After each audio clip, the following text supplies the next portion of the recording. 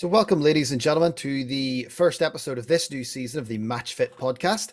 I'm Darren Potts, your host, and you can find Matchfit Football online on Instagram at Matchfit Football, and you can also find it online at the website matchfitconditioning.com. But enough about that. On to today's guest. I'm joined by Scottish international, Leicester City's defender. It is Sophie Howard. Sophie, welcome to the show. Delighted to get you here. Thanks for having me, Darren.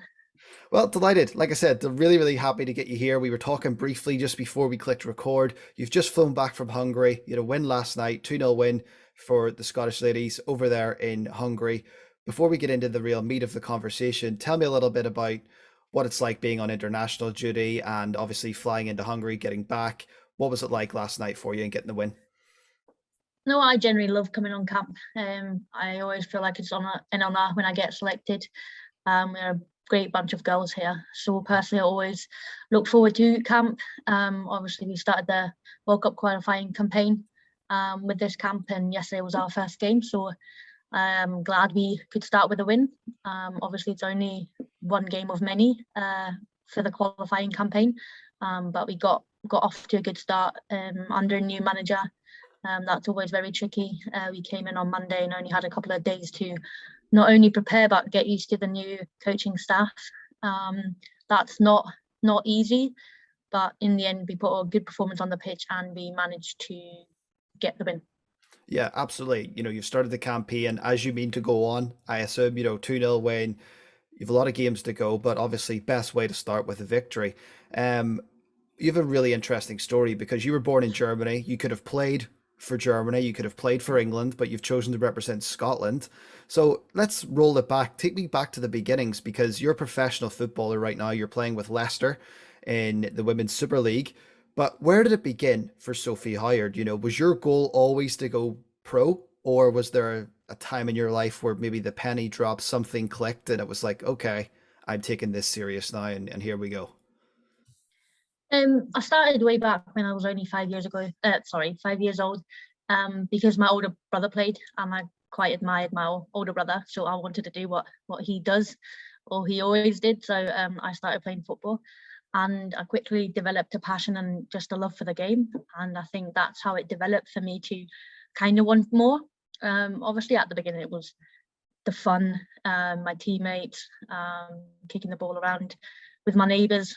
We always had a couple of kids come on the street and kick the ball around, but that just developed into kind of a commitment, a drive, trying to go as far as I can. That was when I was playing for local clubs, local boys teams, years ago. And then when I was 15, almost 16, that's when I made a big move away from home to Hoffenheim, which was my first professional team that I signed for. And that's, I think, when I realised I really, really want to give it a go. I never kind of put myself under pressure and said, there's only one thing, there's only being a professional footballer. I always made sure I had something else. I got 2 degrees. That was important for me to kind of also focus on education as well. But that move when I was 15, almost 16, that's when pretty much, you mentioned it, the penny dropped. But for me, it was more, I would really want to give it a try, and I'll sacrifice living with my family, being close to my family for that next step, that kind of first step, the first insight into professional football. It's really interesting because you mentioned pressure in your response there and you mentioned sacrifice. And I want to couple those up with another word, and it's doubt. Was there any time or any point in your journey leading up to being a professional or going pro where you had a doubt that you were doing the right thing? And if you did, how did you overcome that? I think it wasn't doubt. I think it was me struggling from separating from my family, kind of thing, because I'm very, very close to my family. And I mentioned sacrifices, but it was more investment into something I really wanted to do. I never had doubt that it was the right thing, because I knew quite from the beginning that it was the right thing, just because I was so passionate about football. But I did struggle, but that was more knowing that I'm missing out on family time, selfishly, because I wanted to be a professional footballer. Missing out in the family time is obviously hard because you moved away when you were very young as well. You moved away to another, not just like moving up the road or going to another town or another club, but another country. What was learning that culture like at the same time as obviously wanting to hit the ground running and to develop obviously your skills at the time in your footballing career? So the first time I moved abroad was when I moved to America, and I was 18 years old. By that time, I'd already lived away from home for 3 years. So I kind of had gotten used to not seeing the family as often. But then obviously it's a massive difference whether, yeah, it's, I don't know, 150 kilometers away, or if it's a different country, a different continent. So that was the next big challenge. Then not only not being able to see my family every day, but now it was once a year for Christmas, pretty much, unless one of my siblings came out to visit me in America. So that was the next challenge. But again, I knew why I was doing it. I think that was the overall kind of motivator, because I knew why I was sacrificing family time. I knew I was moving abroad, and I knew I was following my dream, so to speak. For me, adjusting to the American culture was easier, I think, than compared to other players, say from Germany, just because I could speak the language. I think that's always the biggest struggle if you move to a country where you can't speak the language. So for me, in that sense, it was an easy transition. But obviously, the American culture is very different to, say, the European or the German culture where I grew up. But I'd like to think that I'm a very adaptable person, and I think it's embracing the culture, obviously staying true to yourself, but embracing the culture and kind of going with the flow, so to speak, adapting, adjusting, and just, yeah, I know I've used the word embrace quite a bit in the last couple of sentences, but I think that's how I live, just embracing every moment and embracing different challenges and different obstacles, and also nice moments. I think that's how I've been living my life for the last 10-20 years. It's class. It's really good to hear that because, I've traveled quite a bit myself, and I love hearing from maybe from a professional standpoint, an elite athlete standpoint, the different aspects of your journey. And you've mentioned America, you've mentioned Germany, and now you're playing in England.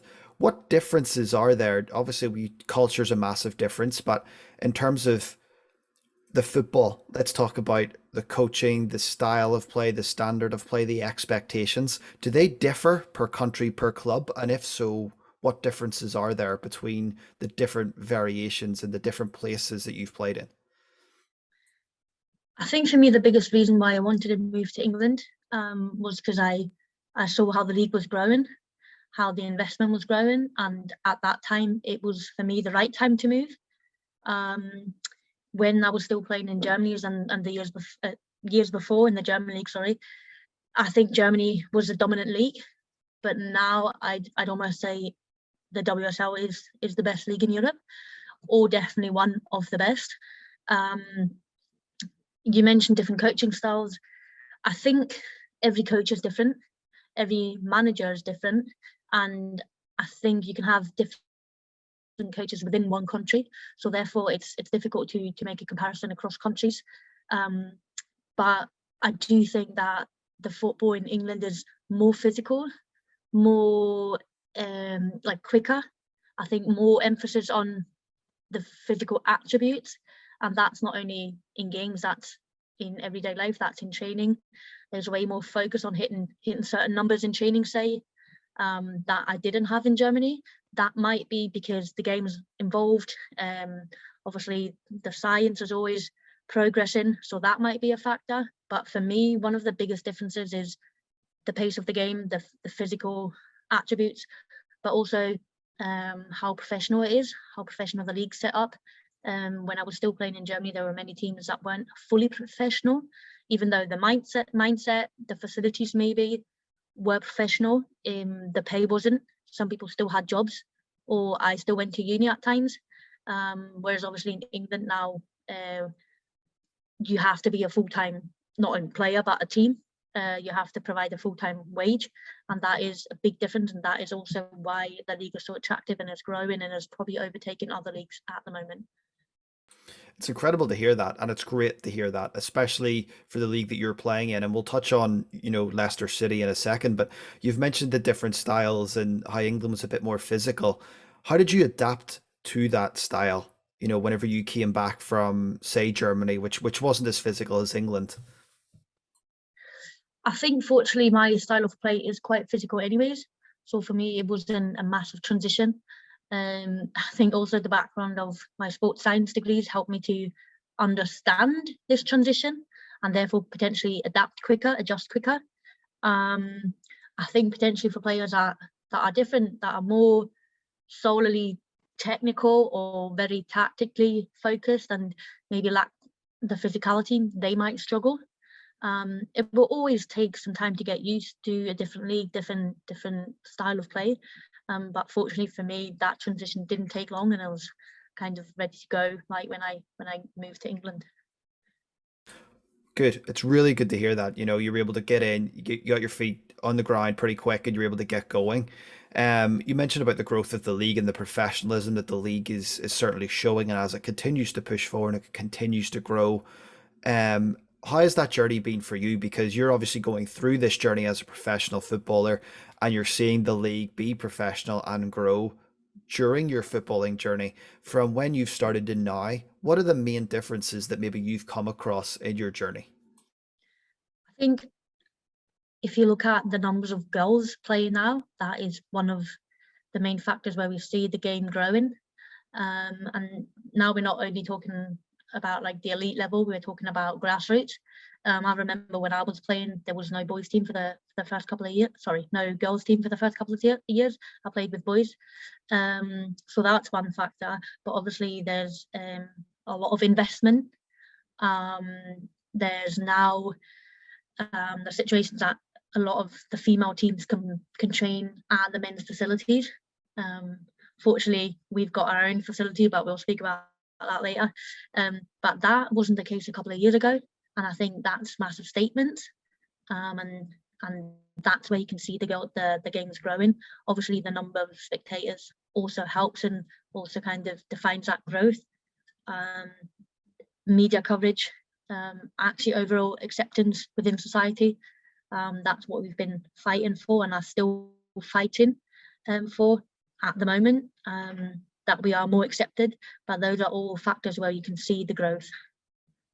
Yeah, absolutely. I mean, I think as well, whenever you turn on Sky Sports News and things like that, and you see the women's game covered a lot more, when you see breaking news and headlines being made and the right and the correct media coverage being given, to a game, and you're beginning to see it grow and develop, I think that's so key, for the growth of the league and even players to become more well known and better equipped, maybe, to deal with the media and things like that. It's so key for the growth.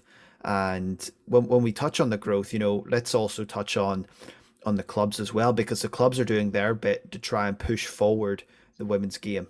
And I think it would be a bit unfair if we didn't talk about your current club, Leicester City, and everything that's going on there and that new training facility that's opened and everything that Leicester's doing. You've recently made the move to Leicester, and how have you found that move? And tell me what it's like being a professional player for Leicester City. I think the special thing about Leicester City is that we do truly have that one club mentality. A lot of clubs talk about it, but I think at Leicester you not only feel it, you live by it. And that is because we are valued, accepted, and supported by actually the men's department, because there's no men's side and women's side at Leicester. We're one. For me, the move to Leicester was because I wanted to fall back in love with the game that I'd lost a little bit. And I can only say that it was the right decision to move to Leicester. I very much feel valued by the club, and that's, I think, the environment that you create, by feeling valued and wanting to be part of something big. That's when you perform your best, and fortunately it all worked out. Yeah, it really has. And the way you're talking about Leicester and how it's the one club mentality and the mantra that goes around the club, it's phenomenal to hear that. Tell me a little bit about training, because I want to talk about team training, then I want to talk about your individual training focus. What is training like? Give me an example of the breakdown of the day of a standard day for Sophie Howard on a training day?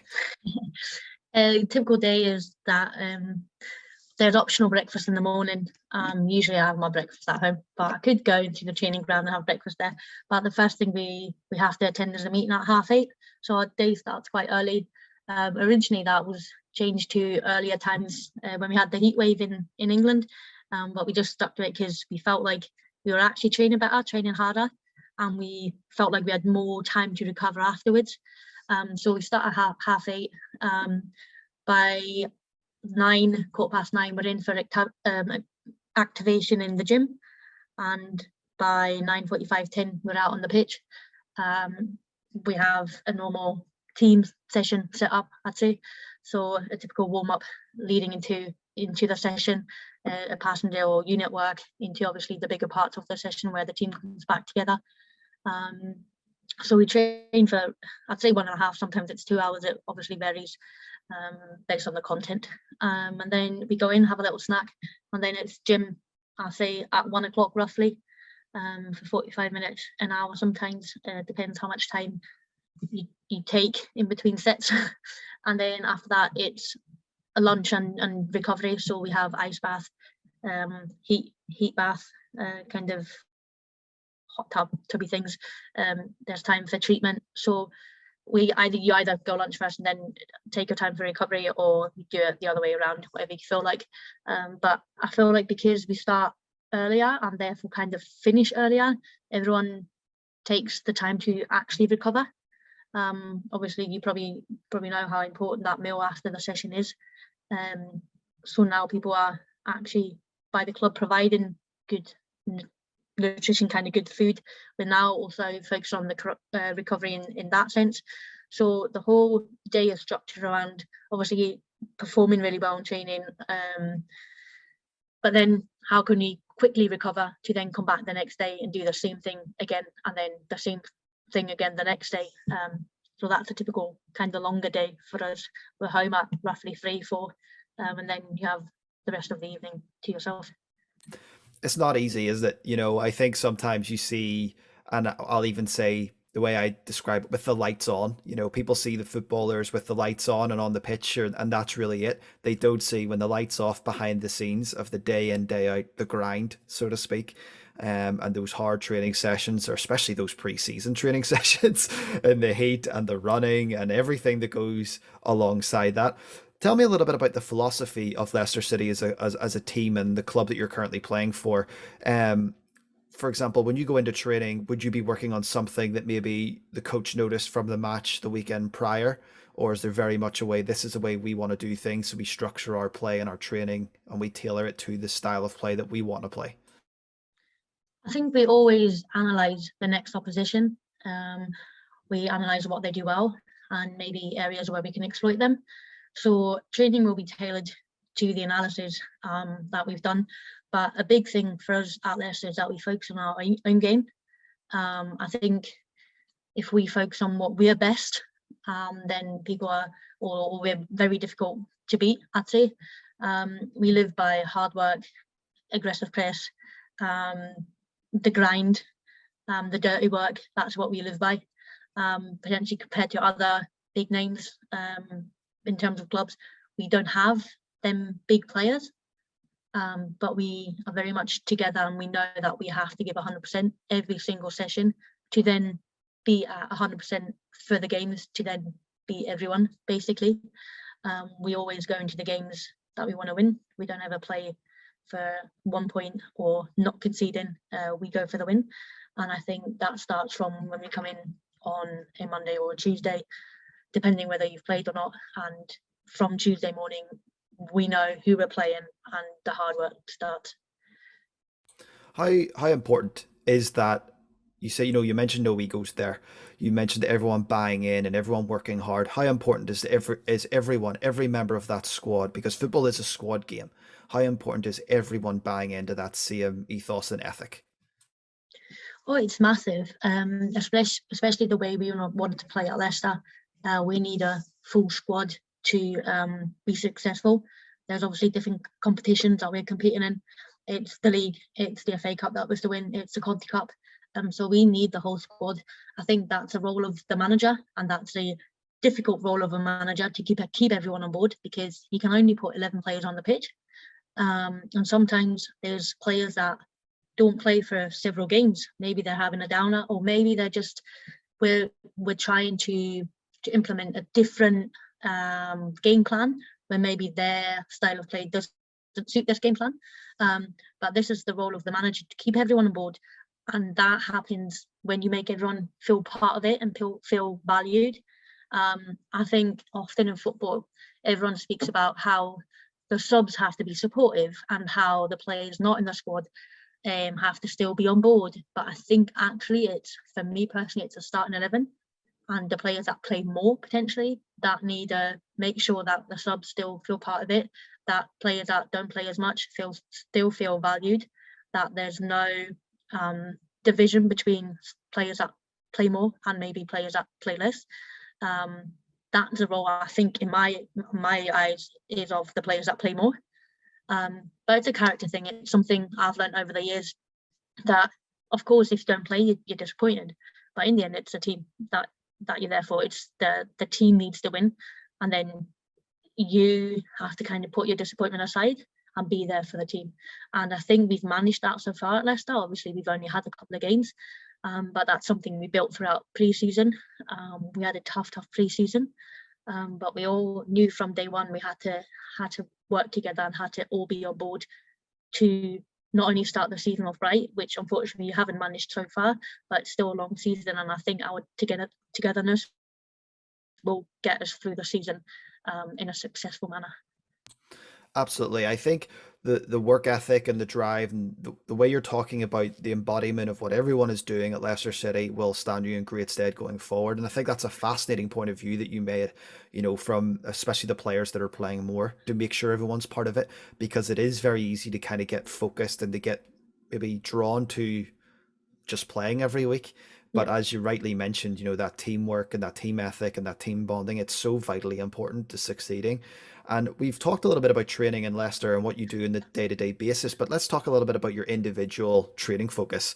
Outside of team organized sessions, is there anything you do on your own that you like to do? Anything that you've implemented to try and get better at a certain aspect of your game, and how has that impacted your performance? I think there's a few areas that I constantly work on, and that's my on-pitch performance in terms of technical skills suited for my position. We sit down with one of the coaches, usually kind of your unit coach, at the beginning of the season, and come up with a plan, things you want to work on, things you're really good at, but you want to make it kind of your superpower. So just to come up with a plan that will kind of guide you through the whole season, where this is what we're going to work on throughout the season in your individual sessions and your extra sessions after training, or on an additional day, say. But for me also, it's watching the games back. That is crucial. You're only going to improve if you're brutally honest with yourself, and you can only do that if you watch the game back, watch your performance back. And this is where it's important that you don't look at your good passes, your good actions. You need to actually be brutally honest and say, okay, I had a shitter there, but then obviously don't dwell on it. Figure out how next time, if you're in that same situation, how can I solve that? Obviously we have team analysis, but for me it's crucial to watch my own performance and see where I can be better. Just from an injury prevention standpoint, I often do balance work for my ankles, my knees, just to stay on top of that. I've been very fortunate with kind of knee injuries. I'm haven't had one so far, knock wood, but or touch wood, but that's just something I've implemented. So once a week I just do that to stay on top of things, and then just strengthen my hamstrings, just because I've had major hamstring injuries. So that's going to be part of my schedule for the rest of my career, and that's just the way it is. But it's an extra 10 minutes before training that I activate my hamstrings, and that gets me through the session, the seasons, and hopefully my career. It's fascinating to hear, especially the self-analytical point of view, because I've never heard that from anyone in any podcast or any interview. I've never heard someone talk about sitting down and analyzing, being brutally honest with their own performance and look for the bad aspects, to go out and improve that. That's absolutely fascinating stuff. But you've talked about the hamstrings and the stretching and the work that you do, for injury prevention. You mentioned earlier recovery. How vitally important is it for a professional footballer not only just to be aware of where they are weak, i.e., you mentioned your hamstrings and what you do for injury prevention, but how vitally important is it to be aware and to work on those aspects to improve, to prevent, and to deal with like knocks and niggles throughout a long, hard season? I think often what happens, especially with younger players, and I don't think you can blame any player because I've been there as well, but you potentially have an injury and then you go through a rehab process where everything's kind of written down for you what you have to do, and then you get back onto the pitch and you get back into team sessions and you're back into games, and now you're competing again, and that's when people stop. You're back on the pitch, you're back competing, you're back playing. This is where then the rehab, so to speak, stops. But for me personally, that's what I've had to kind of learn, and it's creating a habit. Is I did all these exercises to be strong again, to get back onto the pitch. Why would I stop right now? Just because I'm back playing doesn't mean my hamstrings stay strong. I have to constantly work on them for them to stay strong. And that's not just hamstrings, that's just my example, but any injury. So I think it's throughout my career, and obviously with it comes with age, that it's not a start and a finish with an injury, it's constantly. And that's with any aspect, I think, within being a professional footballer. It's your mental work. It's not you work on something and it's done. There's never a finish line kind of with that stuff. There's always something to work on. So I've got a mental coach I work with. Just because I've worked with him now doesn't mean I'll have that kind of mental skill in, say, 4 months. I'm constantly working on something. But that's the beauty of the game. There's never a finish line. There's always something to work on. It sounds quite geeky, but it excites me to think about that there's always something you can do to get better, to get stronger, to improve your game. And I think that's going to prolong my career, hopefully, that I make sure I stay on top of things and I make sure I push and take care of myself, my body and my mind. But again, that's something I've learned over the years. So hopefully younger players can learn that as well, and learn that quicker than I had to, or I did. Absolutely. And what you've mentioned, you've mentioned that you've learned it over the years and you're hoping that younger players pick up on this. And this was a question I hadn't really planned on asking, but if you could go back in time and give a younger version of yourself a piece of advice, what piece of advice would you give a Sophie Howard that was getting on a plane to go to America, beginning that footballing journey? I think the biggest thing, and this is away from performance, but that for me is enjoy the ride. Because I think often we get caught up into high performance. We want to win, we want to compete, we want to be the best, and we forget about enjoying the moment. We forget about enjoying what we're doing. In the end, say five years down the line, I don't know, 10 years down the line, probably not, but I'll be done with my career, my playing career, and then I'll not regret that I didn't enjoy that moment, but I'll look back and be like, oh, I wish I'd enjoyed that moment more. So that's something, if I could start again, I'd make sure, and I'll use it again, but I fully embrace every single moment of kind of my career, the different stages, the different challenges, more so than just looking for that end goal, looking towards being the best. I think what's really important, and from speaking to various footballers from various leagues, it's something I've noticed. Not a lot of players ever, wouldn't say, I would say find the time, being the correct way to word this, find the time to reflect, because every season is a long, hard season. There's multiple competitions. The season finishes, you go away on holiday, you try to keep in some bit of shape so you're not struggling in pre-season, and then it begins again. And there's that, Mm. maybe there's so many good things that happen in a season, but because of the season being so long and you get the game out of the way, maybe it's an away game, you've just flown back and then all of a sudden Mm. you're getting ready for the next game, and there's maybe that time of reflection doesn't really happen. And I love where your mind is at, where you're like enjoying the ride, because you blink and it's gone. You've been Yeah. you've been a professional footballer for so long now, but you're still relatively young in your career, that there's still 5 to 10 years still to go, and there's so much more in front of you. And I think that's a really cool experience, for you to have. And what I want to touch on is, you mentioned 5, 10 years down the line. What are your long-term goals and aspirations? It's not like I've set a date when I kind of want to stop playing. Definitely not. I want to keep playing as long as I can, physically and mentally, because everyone always talks about the physical strain. Nobody ever mentions um, the mental strain. It's a tough business, and I think often players, and you don't even realise that, often players retire because I can't take it mentally anymore. But my long-term plans, as I mentioned, want to play as long as I can at the highest level that I can. I feel like the time when it is time to call it a day to retire, it will just feel right. So I haven't given myself an age, a number of seasons, or a date, not at all. But I want to be very successful with club, compete in the WSL, with every season push for a higher spot. I think we just got promoted, so I don't think we're going for the title this year, but it's going to be exciting over the next couple of years to keep pushing and potentially win some silverware with the national team.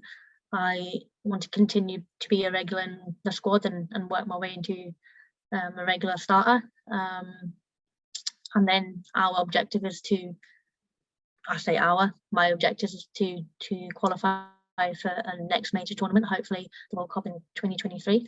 But that's still a long time away and many games away. But those are like the three big things for me personally. But then the biggest thing is enjoying it while I'm doing it. It's awesome. You know, when you see that, you can see the passion when you're talking about those goals and those aspirations in the future. And I think it's brilliant. It's brilliant to see that. And it's also, I think, so vitally important to have those goals and aspirations, not just the kind of, oh, it's just another game, here we go, but it's that desire to progress. And that's what I noticed Yeah, there when you said push yourself higher. You know, you want to get a starting spot at international level. You want to improve every year in the WSL, etc. There's a constant drive there to progress and to improve, and that's only going to do brilliant things for you going forward. And I've really enjoyed this conversation, Sophie. And there's a part I want to turn this to, and I've titled it "Behind the Scenes." So it's more to get a little bit of insight into the stuff that goes on with the professional footballer behind the scenes, so to speak. So not overly crazy with the title there, but that's what this section is. We've described the typical day in your life, but what I want to know is, give me a typical day in the life before a match. So if you're playing on very a much. Saturday, tell me what Friday is like. Is there a light training session? Does it differ depending if you're away from home, at home? What's the day before a game like? So usually how we work is we've got match day and then we've got match day -2, which is the day off for us, and then match day -1 is when it's like the yeah, we call it a match day -1 session, the game prep session. So what that looks like is the same starting times. Go in, have the team meeting where the team's announced, where we go through the key points of the week that we worked on, our kind of game plan, and then we go out onto the pitch, have a short and sharp, intense but not long session, just to kind of get your heart rate going, get your legs moving, get the touches in, get kind of the feistiness going, with a little game at the end.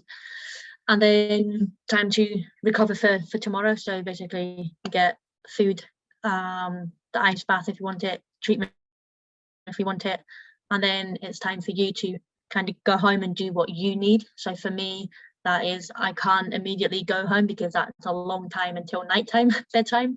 So usually what I do is grab a coffee with teammates, see other friends just after training, see other friends, go for a walk. Nothing too intense, but just kind of I keep ticking over, before it's then for me kind of time to go home. And that's when I switch off, and it's football Saturday. So watching the football games, catching up with family, kind of putting my feet up, and then having a good dinner before the game tomorrow. So basically, usually I have pasta before I go to bed. And then it's an early night, but not too early, because on game day I can sleep a little longer than I can on a training day. So I'm probably in bed by 10:30, I'd say, and then it's a good night to sleep before obviously game day the next day. And then you're straight up and it's game day and you're getting ready. What is a game day pre-match meal? What are you having before you play? And so because kickoff, again, I work with timings and I work backwards. So because kickoff is usually at 2 o'clock, I wake up in the morning and I have a small bowl of porridge just to get them carbs in immediately.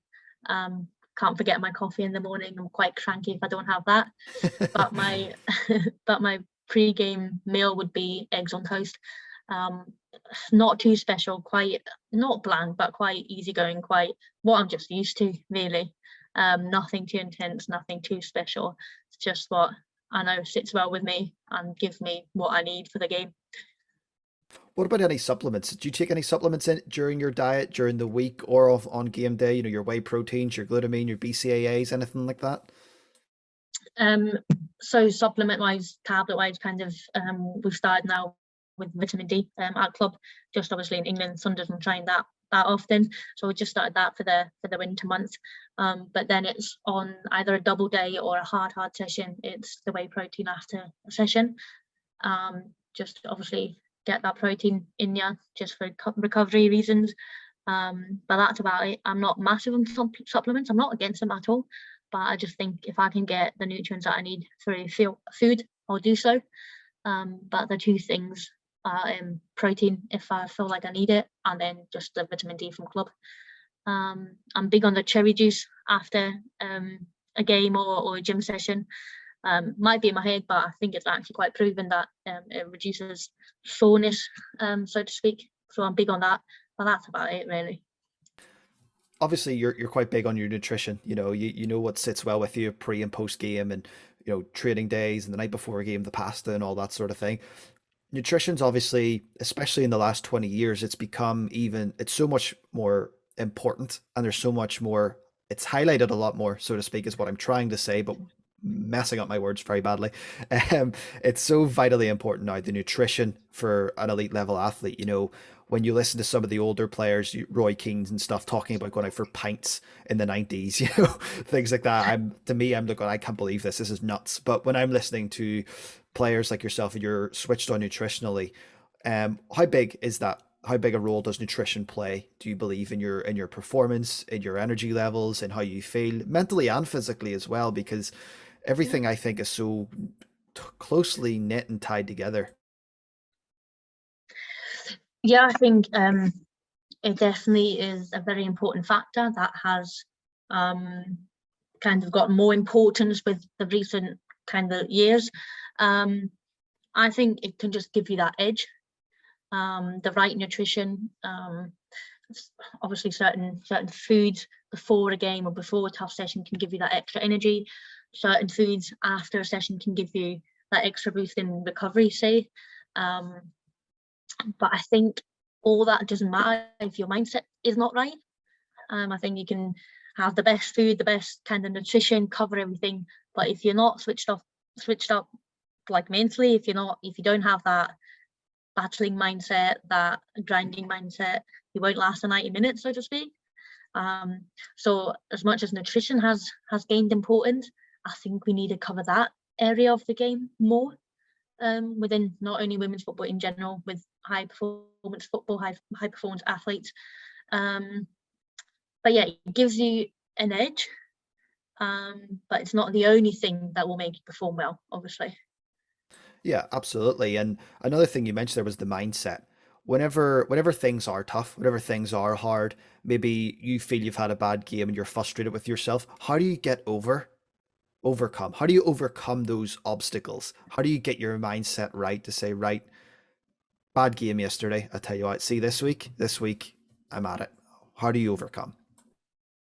I think obviously there's different ways, but for me, it's I've been there before, so I've analysed it, how I dealt with it. Probably wasn't the right thing, so let's try something else.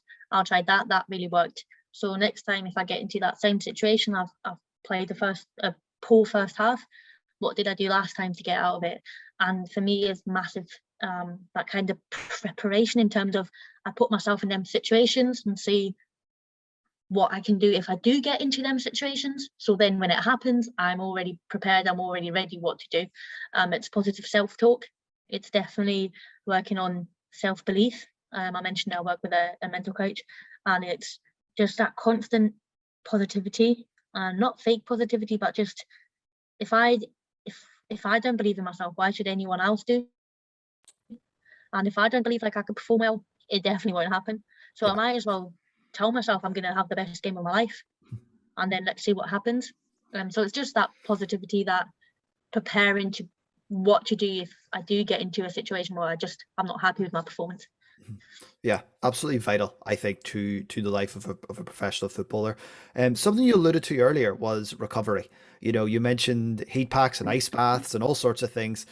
What's your preferred method of recovery? Do you have one? Does it depend on the injury on an injury? Does it depend on the type of game, how you feel? Talk to me about recovery, because what's I've seen in starting to become more prevalent in footballing circles is stretching after games and enforcing a proper cool down. You know, it was something that was very much neglected in the past. Talk to me about, you know, post match and recovery and everything that goes alongside that, and even post match meal. What do you eat after a game? I think it always depends on what's accessible at the moment. Um, I'm big on a contrast bath. Again, is it proven to help? Not even sure, but we go back to it's in my head. So if I believe it helps me, it will like help me. Um, and I think you can't ever underestimate the value of a good sleep. So for me, it's massive to get enough sleep and good quality sleep.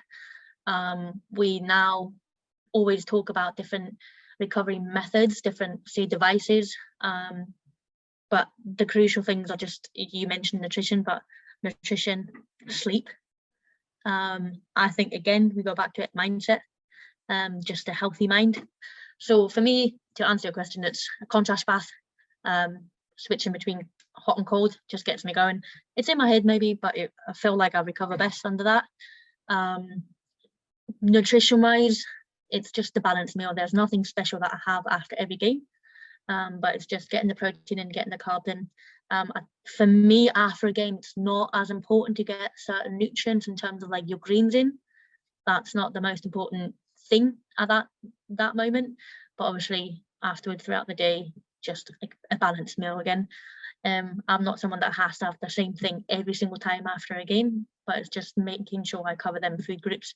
And then the biggest thing is sleep. Go home and have a good night's sleep, and don't go out or don't stay on the phone forever. Reduce your screen time for me is massive.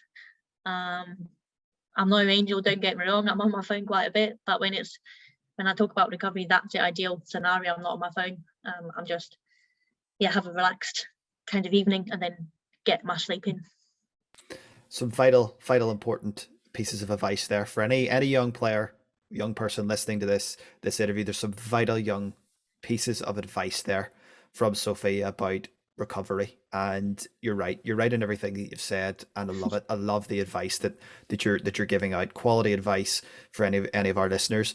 I want to switch gears a little bit just for another couple of questions, then we'll move into starting to wrap it up. But switching gears to stepping up the first team level, what was the biggest difference between sort of the youth and senior football? I think for me it was the pace of the game. The ball moves quicker, obviously, but so do the players. So you have less space, less time. You need to make sure you scan more. So it's just you're in high pressure situations more often with less time, less space. I think that's the biggest, that was the biggest change. I think for a lot of girls, maybe it might be the physicality, but I mentioned before that that's my style of play anyways. So for me, that wasn't a big struggle. But I think that's the biggest thing that I noticed from going to a youth level to like a senior level of football, was the pace of the game, simply. Incredible. You know, I can't even imagine, you know, at your level, what the pace of the game must be like, you know, compared to a youth level. Just how quick, and it's probably even the mindset as well. You know, you've touched a lot about the mindset and how quick the brain works. And often, you know, you're probably having to be a lot more proactive rather than reactive, you know, at that elite level.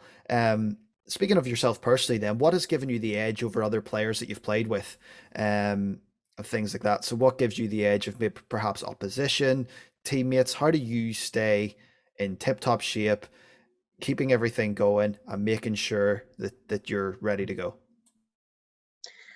I think it's realizing that there's always something to work on.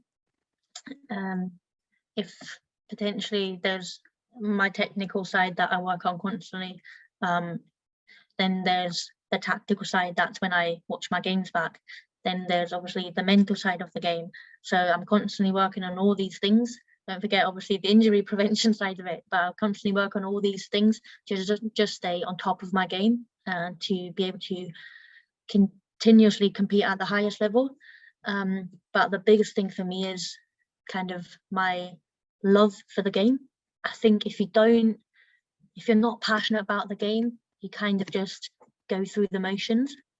And I think that's a dangerous kind of state to be in if you're just content to be there. I'm constantly trying to push for more and constantly trying to improve. And I think that's just maybe not giving me the edge, but that's how I've managed to perform at a high level for many years now.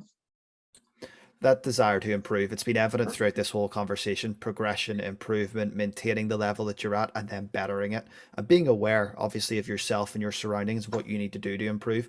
It's been so vital for you, and I can see that it's so evident throughout this conversation. But just to come on to a couple of little fun questions as we begin to wrap it up, who was your favorite player growing up? Who inspired you? For me, it was David Beckham and Steven Gerrard, actually. Even though I grew up in Germany, I always watched English football. Obviously, my family, in terms of my uncle, aunties, grandparents, all live over in England and Scotland. So I always watched the Premier League. So for me, it was David Beckham and Steven Gerrard growing up. I mean, they have to be, isn't it? You know, Steven Gerrard, the man who always stepped up in finals, and Beckham, I think, was on everybody's radar. It was just that time Definitely has period. to be in there, yeah. What football team did you support growing up? I think it's an easy question, but it's a difficult question for me because there was never one team that I supported. I think if I answered for now, it's Liverpool. I think that's partially due to my whole family being mad about Liverpool. If I ever decided to support any other team, I'll probably be disowned. And I'm not even exaggerating. So for me, it was always, I just enjoyed watching football. It didn't matter to me who won. I just wanted to watch a good game of football. But now I have to say I do support Liverpool. I'm not mad about them like my family is, but I just kind of enjoy what the club stands for. But then obviously now, and I think it's part of kind of your job, I definitely support Leicester as well. And I'm not just saying that because I'm a Leicester player now, but this goes back to the one club mentality. I want our men to do well because they're part of us and we're part of them. I understand the allegiance towards Leicester because I have a little affinity there myself because of Brendan Rodgers and being Northern Yeah. Irish and everything that goes there. You kind of just have to go on, Brendan. I hope you do well, son. you know. Definitely, yeah. Favorite stadium that you've played in so far? Do you have any stadium that sticks out that you just, oh, I love going here? I think there's two.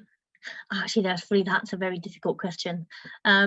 There's two with a special meaning, and that's the King Power and the Hampden Park, obviously. I think the nicest stadium and the most overwhelming stadium was the one in Paris that we played in the World Cup. For obviously reasons, King Power is the home ground now. Hampden Park is the national stadium for us, home ground as well. So it's always special to play at them stadiums. But I think the kind of stadium that stuck out most, just being amazing, was the PSG one. Yeah, absolutely. And I mean, Hampden obviously must have a special place in your heart given the international goal that happened at Hampden Park Yeah, as well. also very true. Talk me through it. Yeah, it was our send-off game before we went to France for the World Cup. We played Jamaica. That was our first, or my first game at Hampden. We managed to get a massive crowd out, and I managed to score a goal that turned a 2-2 into a 3-2, and we won the game. That was my first and has been my only goal so far for Scotland. So a very, very special day moment, and obviously therefore Hampden has a very special place in my heart. It does indeed. The last time I was at Hampden, Alan McGregor saved a David Healy penalty in a 1-1 draw Oh, with Northern Ireland and Scotland. So that was my memory, right behind the net for a brilliant view of a wonder save from Alan McGregor. But beautiful stadium. I can only imagine what it was like to play there. As we begin to wrap this up, where can people connect with you online? If people want to follow your journey, see what you're up to, where are you on Twitter, on Instagram? Where can people follow you? yes, I'm on both Instagram and Twitter. I think Twitter is more my football only social media channel, whereas Instagram kind of I also give a little insight into my everyday life, my friends, my family. Obviously, not too much because I try and keep it quite professional. But yeah, Instagram, Twitter, Facebook. I've got a little Sophie Howard athlete page, if that's even a thing. But that's the three. I'm not on TikTok or anything. That's not a bit of me. But them three, yeah, can follow me, can reach out. I do my best to respond to messages. Bear with me if it takes some time, but I'm quite open to, yeah, responding to yeah, DMs. Brilliant. Well, I encourage every one of our listeners, give Sophie a follow, see what she's up to, see the pieces of advice that she's given you on this podcast. It's been amazing. It's been awesome. Sophie, I want to thank you for your time. Time is valuable. You're a professional footballer playing club and country level. You're flying back from countries. You're jumping on podcasts. You're doing everything under the sun right now, but you're able to give us 45 minutes or so of your time. And here at the Matchfit podcast, I want to thank you so much for coming on. Hope you've enjoyed it. It's been my absolute pleasure to chat with you this evening. You are very, very welcome. It's been my pleasure too. Thank you. And for the audience, for the listeners, thank you guys for listening in. I know you've taken something from this chat. It's been awesome. It's been fantastic. Matchfit Football on Instagram and Matchfit Conditioning is the website. Check us out. And thank you once again for listening to the show.